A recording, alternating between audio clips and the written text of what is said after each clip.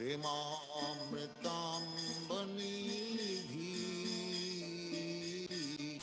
धीरा धीर जन प्रियं प्रियकरं निर्मत्सरं पूजितं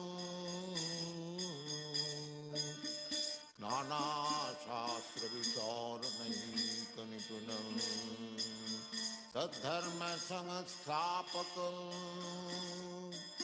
लोकानां हितकारिणं त्रिभुवने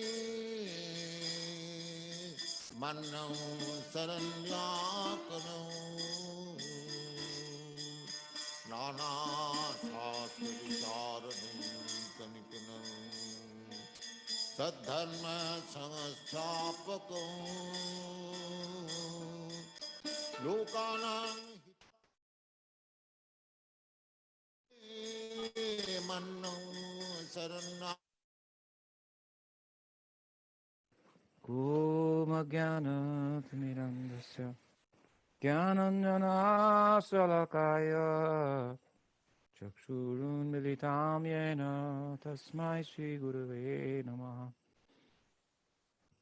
Ajunulambito Bujo Kanakabhatatu Sankirtanaya Pitaro Kamalaya Taksho Vishwambaro Dvijabaro Yugadharma Palo Vande Jagat Priyakaro Karunavataro Vande Śrī Kṛṣṇa Chaitanya Nityananda Sahodito Gurudai Pushpavanto Chitra Sangdo Tamuno Vandeham Śrī Rāma Krishna Abhayo Charana Sako Sukado Paramanando Sundaro Subalayo Hey Krishna Karuna Sindhu Dinabandhu Jagatpate Gopisha Gopika Kanta Radha Kanta Namostute Tapta Kanchana Gaurangi Radhe Vrindavaneshwari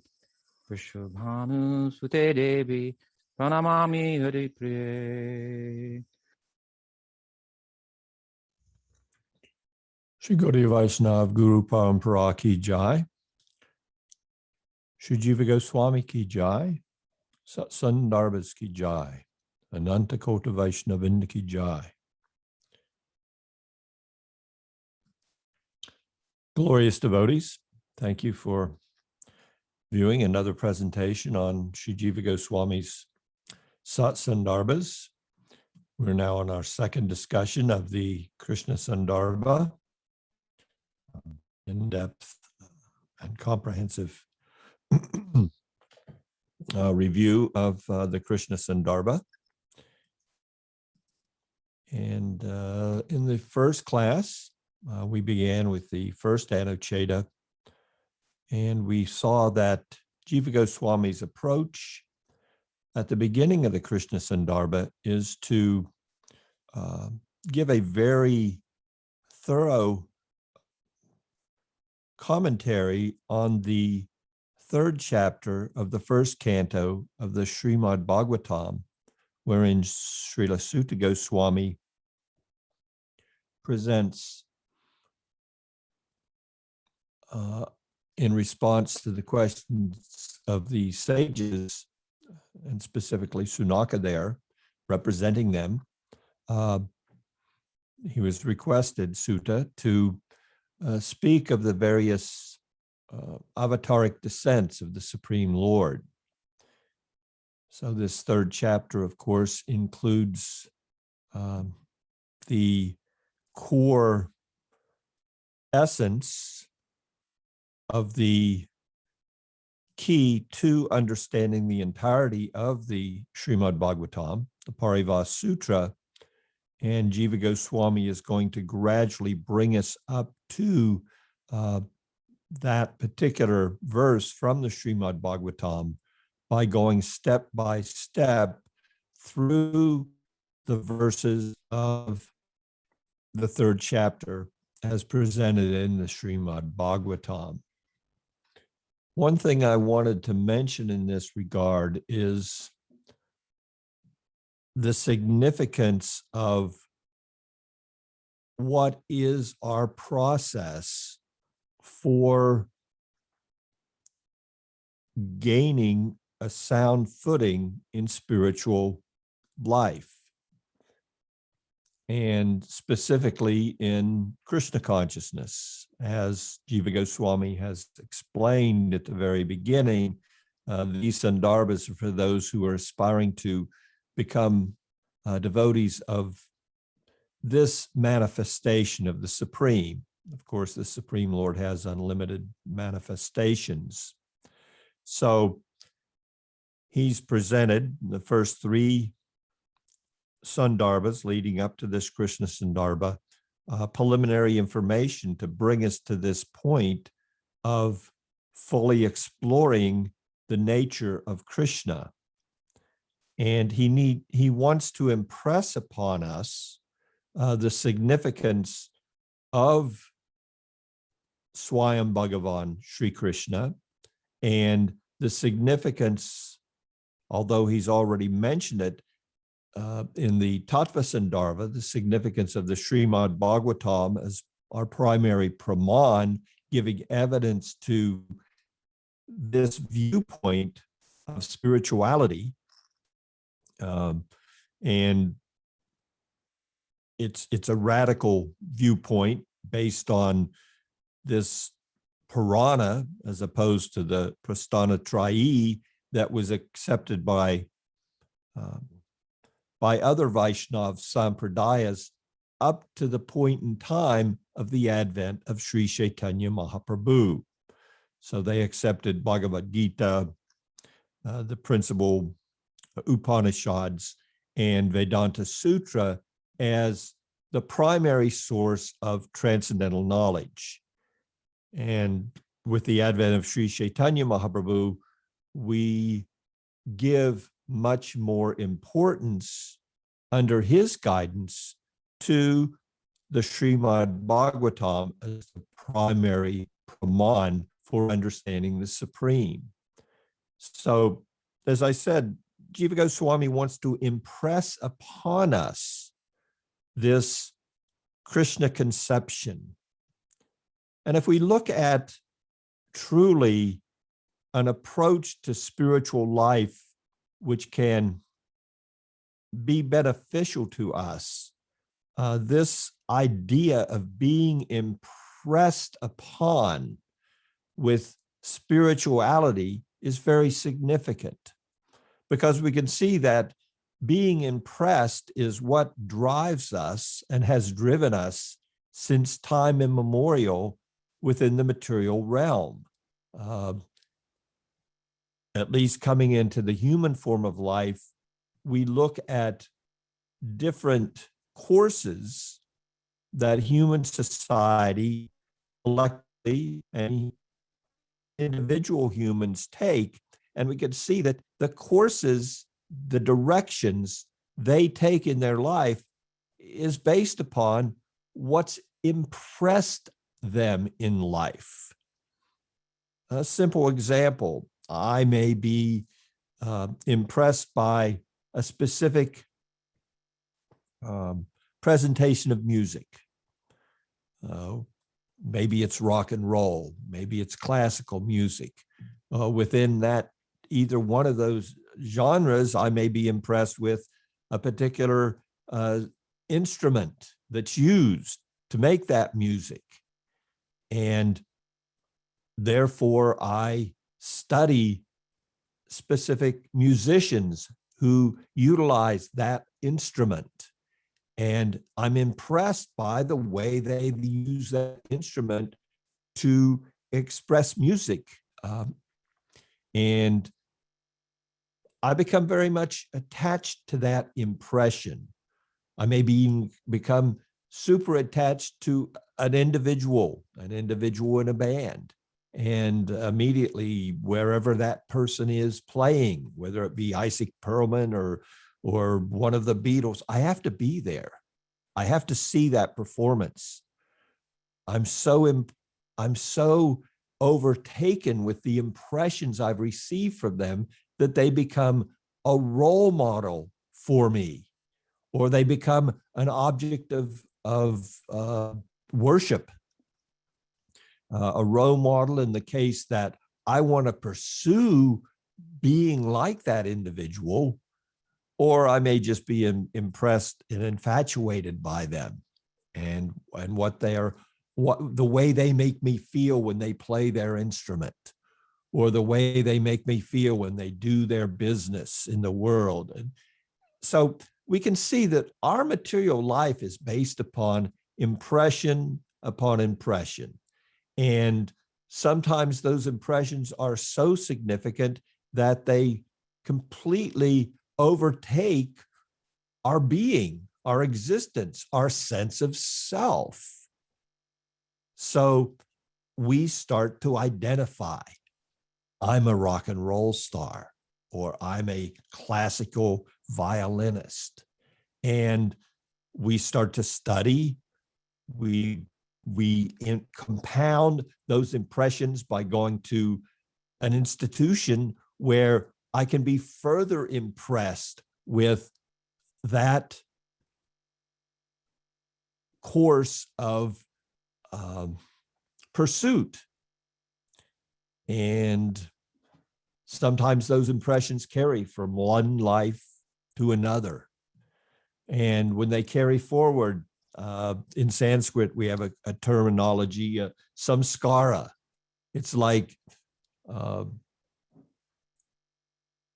it's a real deep impression. It's really stuck with us, so much so that I may have studied music and practiced music, and all of a sudden I'm born in an environment to let me continue with that because my desire was so intense that coming out of the womb, I immediately have innate talents coming forward.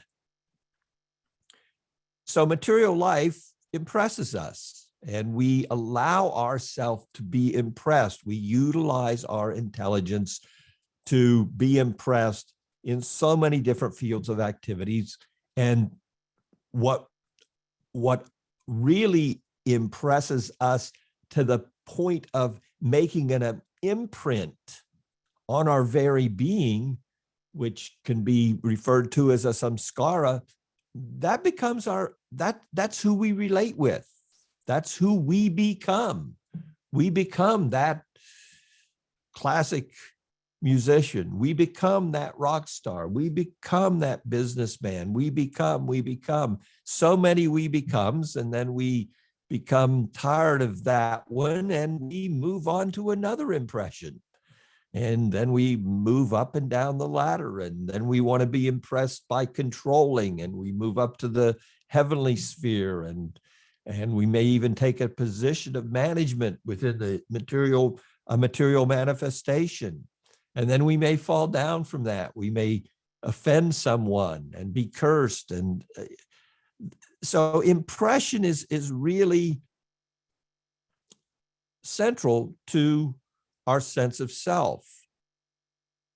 So much so that even the bodies that we take as we go from and continually in samsara from one body to another, those impressions can become such that even the body that we inhabit takes on certain characteristics based on the depth and significance of those impressions. What is Krishna consciousness? Then it is placing ourselves where we can be impressed. We can reprogram our impressions from a material aspiration to a spiritual aspiration. So I mention this to highlight the significance of coming into this study and this in-depth unpacking of the nature of the Supreme Lord as Jiva Gosvāmī is giving us his dharmas. He is unpacking the essence of the Śrīmad-Bhāgavatam using its key, magical key, Krishnastu Bhagavan Svayam, he's unpacking the Sandarbhas, utilizing that key so that we can become impressed with this manifestation of divinity, Svayaṁ Bhagavān, Śrī Kṛṣṇa. And this is what constitutes a groundwork for our spiritual involvement, and a groundwork which will, when properly pursued, result in a complete absorption in spirituality based upon this conception. Now, we're going to find here that as we go through just this beginning in the Śrīmad-Bhāgavatam, wherein the various manifestations of the Lord are put forth by Sutta Goswami, all these different avatāric descents, coming up to this the significance of Krishna, we can see that the beginning of the Sandarbhas give us this conception of, as we approach spirituality, we can develop a conception, and that conception can be broadly seen as going towards Brahman, Paramatma, or Bhagavan. And when we take to a spiritual pursuit wherein we accept that the Supreme Lord has his own spiritual nature, his Swarup, then he can manifest that in unlimited ways.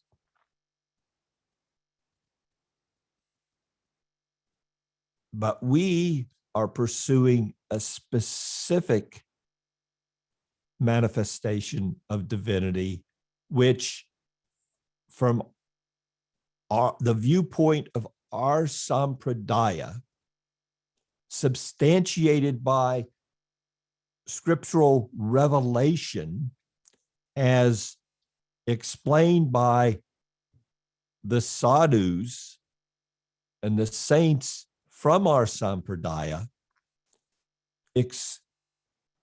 completely reveals divinity in what we accept as its topmost manifestation.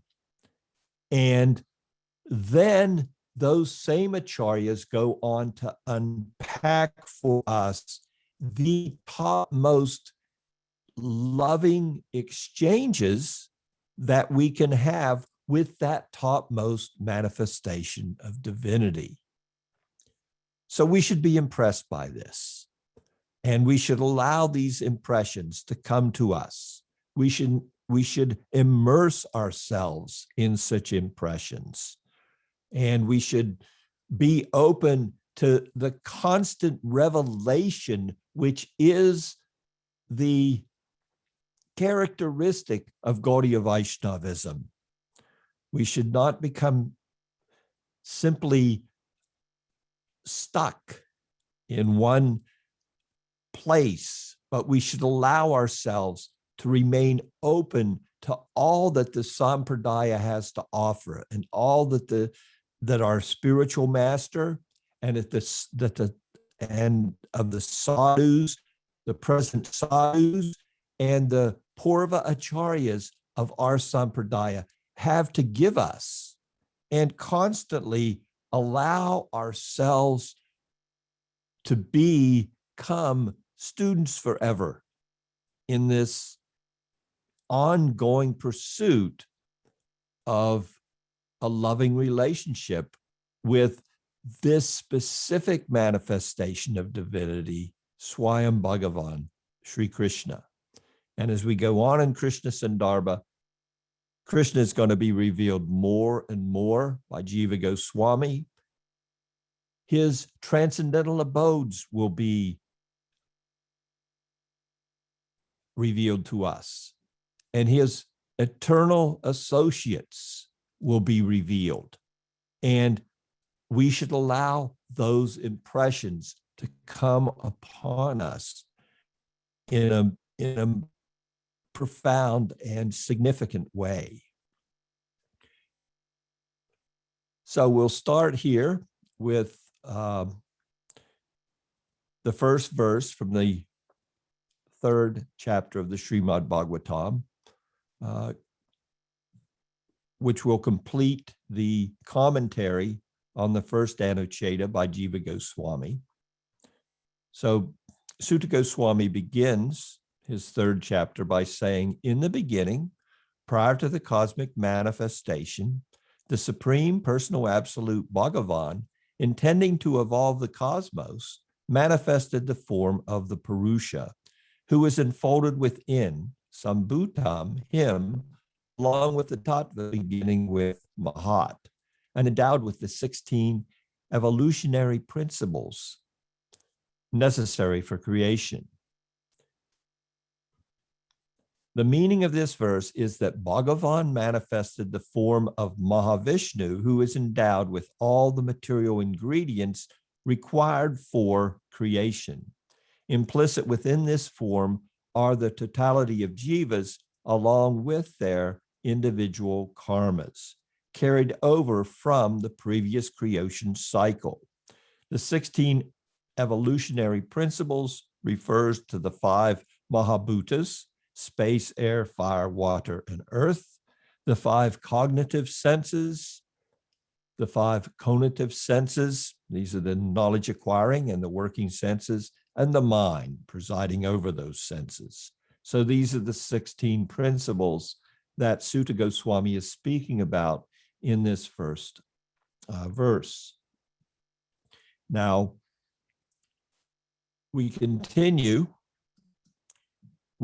to the second Anuccheda, and again, specific details about the nature of these Purusha avatars. And Jiva's taking some time here because this is what we are most acquainted with. So if we can understand how the Supreme manifests the world and how he administers the cosmic manifestation, both its first creation, referred to as Sarga, and Visarga. These are 2 of the 10 subjects of a major Purana. So Jiva's taking some time here to let us know exactly how does this material manifestation come forth from the Supreme Lord. And he's going into this in depth because this is what we're acquainted with. So we should know the environment that we are in and how the Lord manifested it.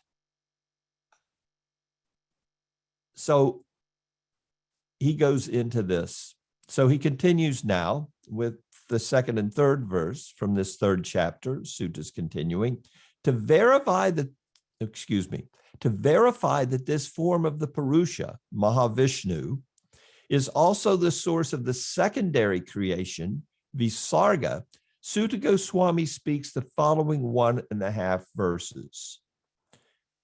And then he quotes from the Bhagavatam. While he, the Purusha's second manifestation, was displaying his yogic sleep of supraconscious absorption, yoga nidra, reposing on the Garbhodak ocean, Brahma, the master of the progenitors of the world, appeared from a lotus growing from the lake of his navel. It is on the configuration of the Purusha's limbs, that the world is conceived to extend. So Sutta here is giving insight in the second and third verse into the next manifestation of Paramatma. First, we have the Mahavishnu lying on the Karna ocean, also referred to therefore as Karna Dakshai Vishnu.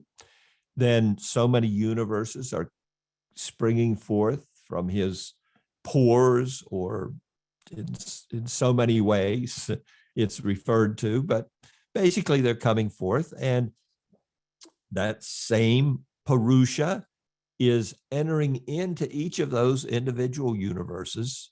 And when he enters within those universes, he lies down within, he from him springs forth, sometimes it's referred to perspiration. It would be transcendental perspiration, I guess. And he fills up the bottom half and he lies down on what's referred to as the Garbhodak ocean. So first we have the Karna Dakshai lying on the Karna ocean, and then we have the Garbhodakshai Vishnu lying on the Garbhodak ocean within each individual universe. Jīva Gosvāmī continues to unpack this verse for us. The pronoun yasya of him refers to the first Purusha's second manifestation, Dvitiya Vyuha, who, having entered the universal egg, and there's unlimited universal eggs, was reposing on the water of the Garbhodak ocean. This is how the sentence is to be syntactically arranged. It is on the configuration of the limbs, or in other words, the overt arrangement of feet and so on, of that Purusha lying there in that manner, that the world is conceived to extend in the shape of the universal form, Virad Akara. So Jiva is saying, Sutta is given this because it's going to be explained in detail. I heard it from Sukadev's discourse, and he does go into some detail on this meditative conception of the material manifestation, that different aspects of the material world can be seen as we can meditate on a form of the Lord as the creator, the Purusha, and see the universe in that Purusha and all that we are acquainted with through our phenomenal sense perceptions of the world around us. We can see, we can conceive of all that being the Lord himself. So this is advantageous for the beginning yogi, and that will be explained as we go forward and look at what comes from the commentary. The configuration of his limbs is as described in the Bhagavat. Patala constitutes the soles of his feet. And now Jiva is quoting from the second canto. Such descriptions are put forth for the benefit of beginners on the path of worship to steady the mind. In other words, it is not that this is a factual form of the Purusha. So Jiva is giving us how to look at these sections of the Bhagavatam that elaborate upon this Virat conception, the Virad Akara, form of the Lord.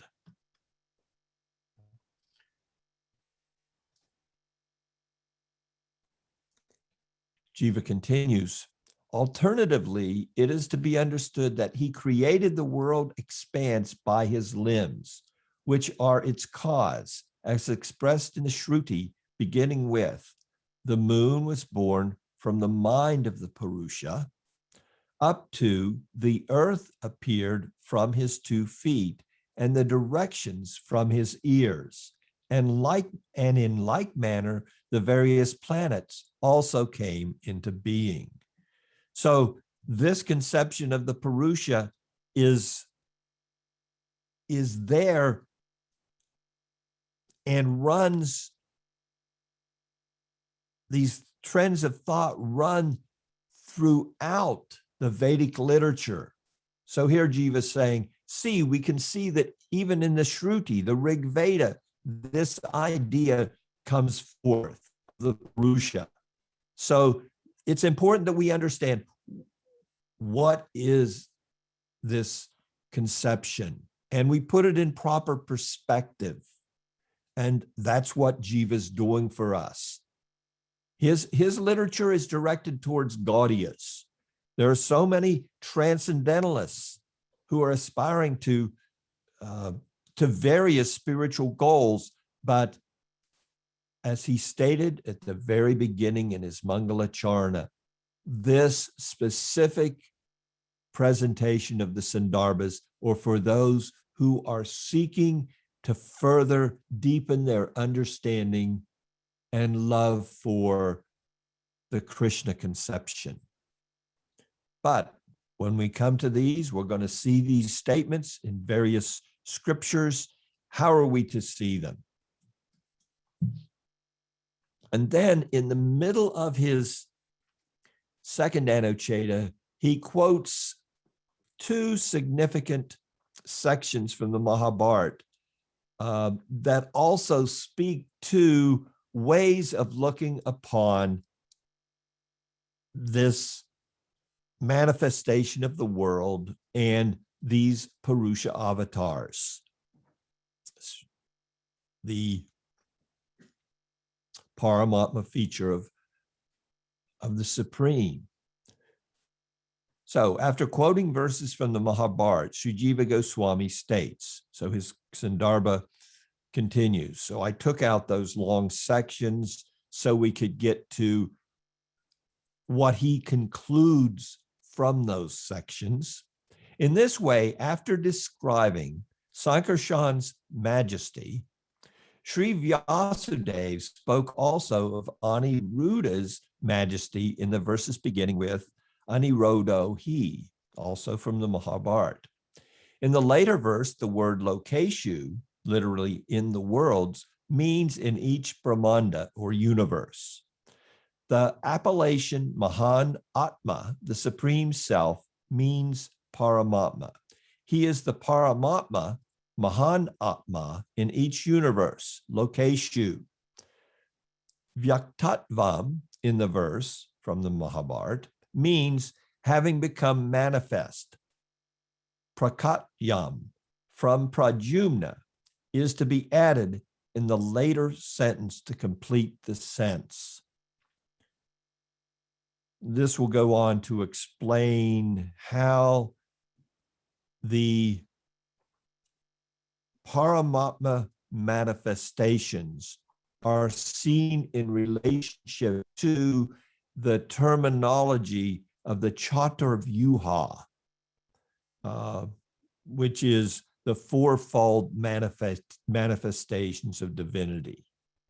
So we'll get to a little bit more on this.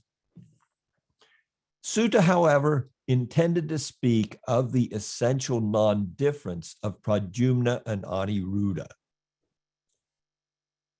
I'm sorry, intending to speak of the essential non-difference of Pradyumna and Aniruddha, did not mention Pradyumna separately, as is also the case in the verse, Vishnu has three forms. This manner of description is evident in the 6th chapter of the 2nd canto, as in Sridhar Swami's commentary on verse 2639. The clause, Sa esa adya Purusha, he is the original Purusha, means he is the original Bhagavan, who, appearing as the Purusha, enacts the functions of creation and so forth. Now we may question, why is Jiva Goswami going into such detail? And it's for our benefit so that we can understand when we see in scripture references to Pradyumna and Aniruddha and Vasudeva as these manifestations of Karna, Garbo, and Kshirodakshai Vishnu, we can see how these terminologies have been utilized. He concludes this second Anucheta saying the following. Similarly, in Sridhar Swami's commentary, the Purusha is the first avatar of Para. The word Parashya means of the supreme Bhumna. Purusha means the impeller of Prakriti, whose form is the matter of cosmic play. Lila Vigraha is described in Vedic mantras such as Sahasra Sirsa Purusha. He is the first avataric descent, Ajovatara. Similarly, in this regard, one should examine the section of verses from 12 to 17 of the 20th chapter of the 3rd canto, along with Sridhar Swami's commentary. Therefore, this form is not interpreted as that of the Virat. It is thus also to be concluded that Bhagavan as Vasudeva is certainly distinct from the Purusha. Jiva is sorting this all out for us to understand these statements, understand them, utilizing the knowledge that I'm providing here, that first of all and foremost, when we come across these various descriptions speaking to the nature of the Virat Purusha or the Virat manifestation, that these are a meditative tool, and understand that these also understand, in addition to that, putting that in its place in our consciousness when we come across such statements, understanding they're to assist us in seeing that everything's springing forth from the Lord, and his energies pervade all of material existence. And you can see that we could see the whole material manifestation as his very body. That's the way in to relate to what we're acquainted with and put it in the context of a connection with divinity. It's a good place to begin. But also understand that in the ultimate conception and our understanding, these manifestations of divinity coming from Narayan in Vaikuntha, springing forth from him and lying on the causal ocean, that manifestation which enfolds within it all of the potentiality for material creation, those 16 evolutes, and holding within it the aggregate of the Jiva Shakti, the potentiality of separated consciousness, exploring its potentiality in relationship to those material manifestations. All those are coming from an individual manifestation of the Supreme in 3 different aspects. And we will dive more deeply into those aspects as we go forward, specifically in the commentary to this Anucheta. So keeping all these in place, it may seem a little to us what's the need? I'll just go to Bhagavad Gita and say, I accept what Krishna says, and from a single spark of my splendor, this entire universe unfolds, and I'm content with that. Well, that's okay for those that are content with that. We understand there are transcendentalists who are content with simply this understanding. But when our acharyas, when somebody of the spiritual significance of Jiva Gosvāmī takes the notebooks of another of the Goswāmīs and puts them in a form where we can study them, there has to be some utility for us in undergoing that study. These Goswāmīs, they are the foundational architects, and they give us the perspective upon this primary praman, which was so much adored by Sri Chaitanya Mahaprabhu, the Śrīmad-Bhāgavatam, that just to simply say that this detailed knowledge is truly not that important, may not be in our best interest. We should not perhaps take such a superficial view. We worship Krishna's words from Bhagavad Gita, but we also have to take, we are following a path of raga nuga bhakti. We refer to ourselves as rupa nuga, following the course of Rupa Goswāmī, as leading the Goswāmīs in our pursuit of spirituality. So this detailed knowledge, as much as we can comprehend it, is advantageous to understand the Virat Purusha in proper perspective, to understand these three manifestations of Krishna's Paramatma feature, and how they have manifested and created the material manifestation in order to facilitate their devotees' further progress in spiritual life, and how we somehow have been pulled into such a spiritual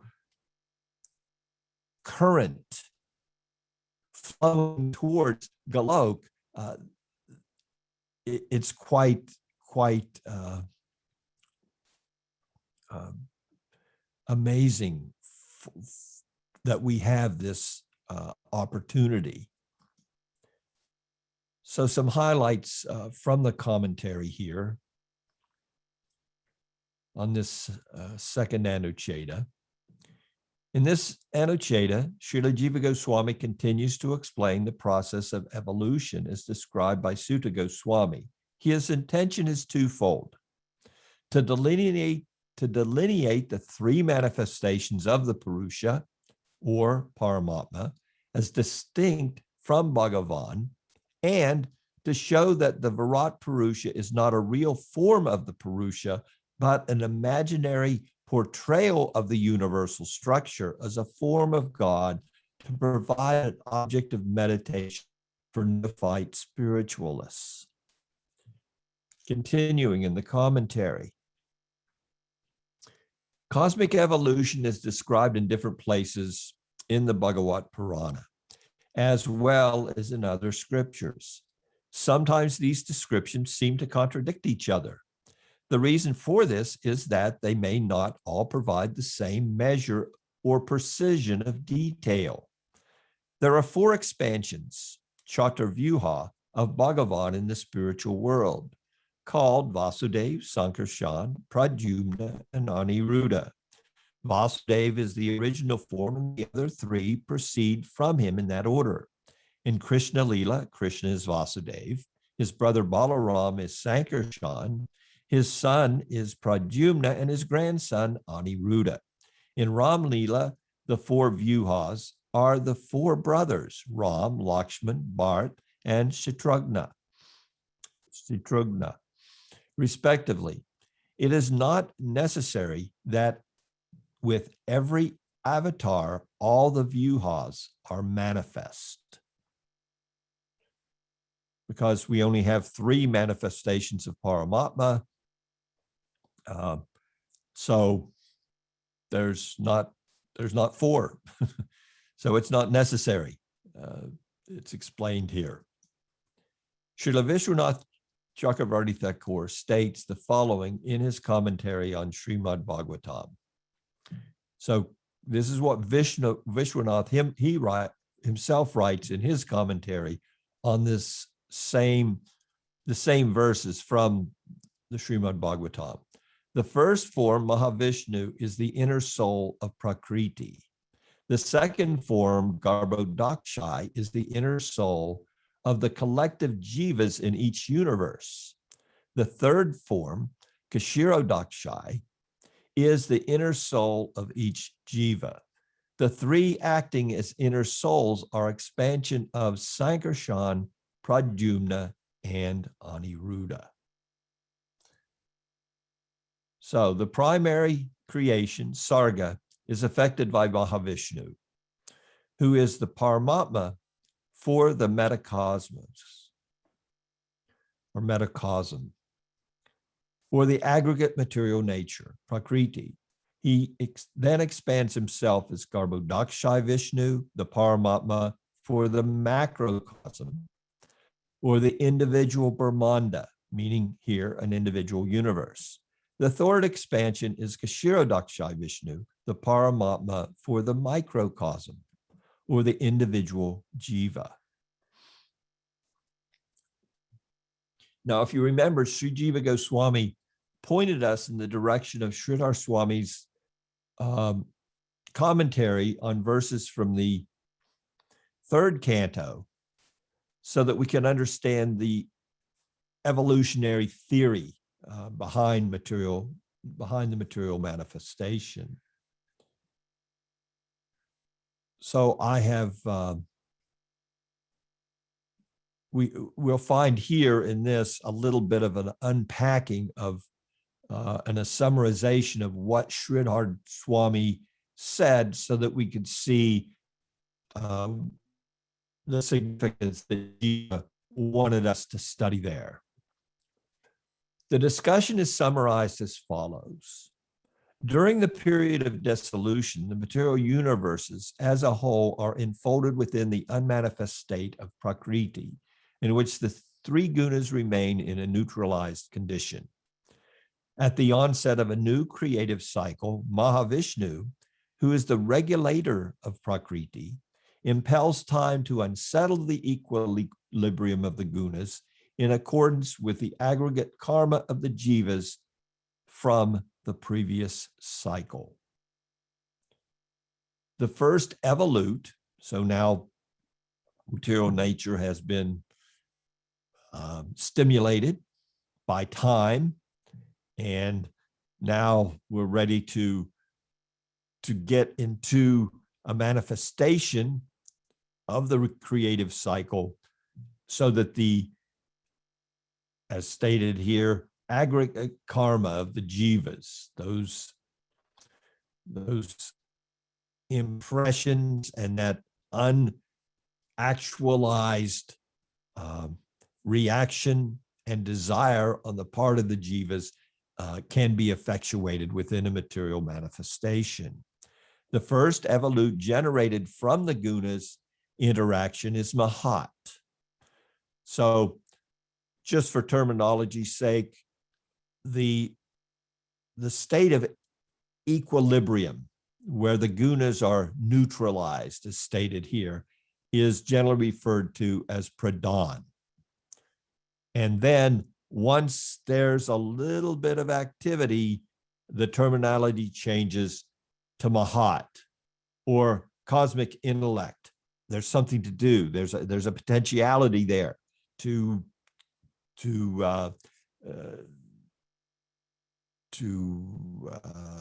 manifest that latent karma that's been lying dormant, itself being neutralized at the end of the prior manifestation of the material energy. Although Mahat is predominantly of the nature of sattva, luminosity, it becomes dominated by rajas, dynamism, at the time of creation. Ahankar, the phenomenal I, awareness, with its three divisions of sattva, rajas, and tamas, becomes manifest from Mahat.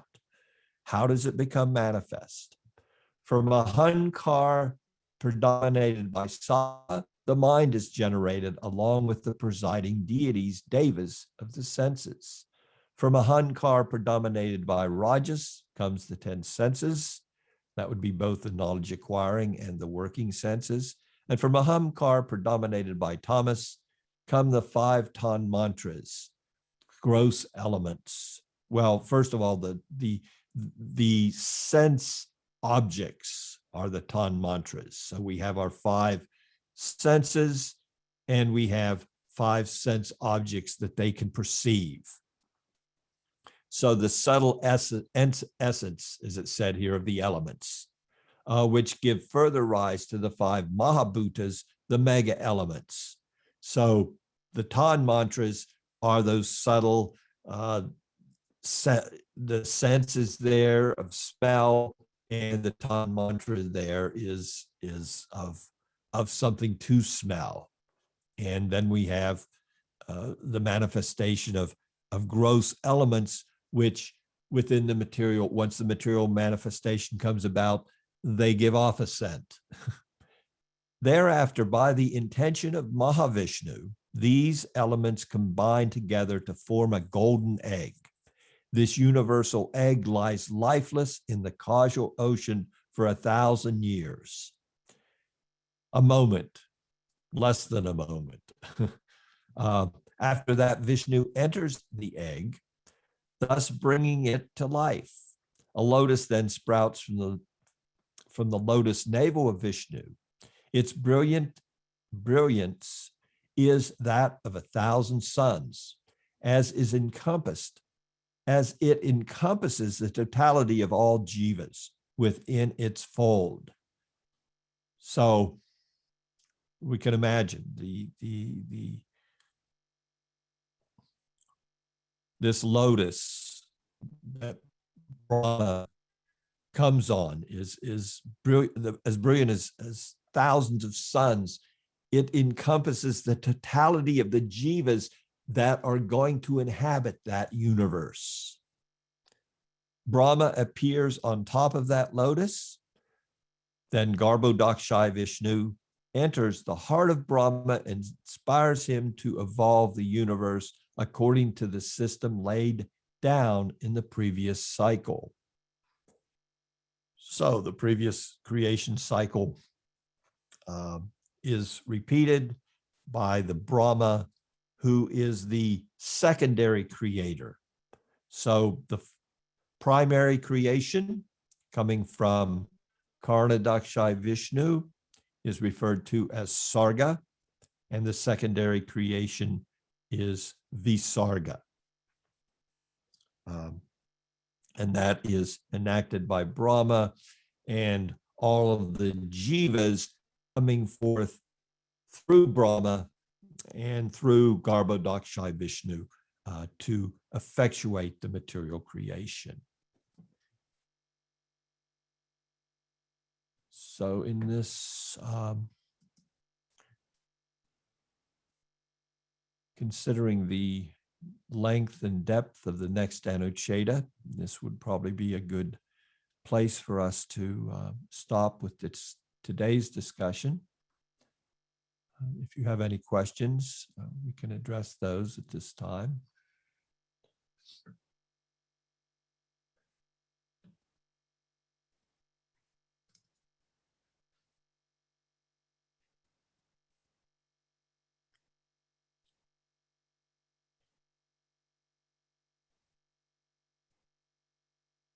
And if not, I will thank you so much for your kind association and hope to speak with you again next week. Panchakalpatubhischa, Kripasindabiyevacha, Patitanam Pavanebhyo, Vaishnavijit Namo Namaha. Hare Krishna.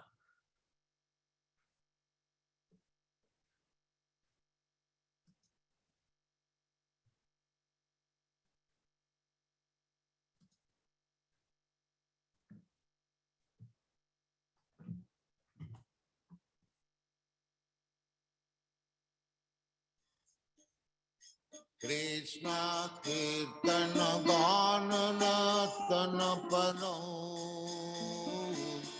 Premamritam Manidhi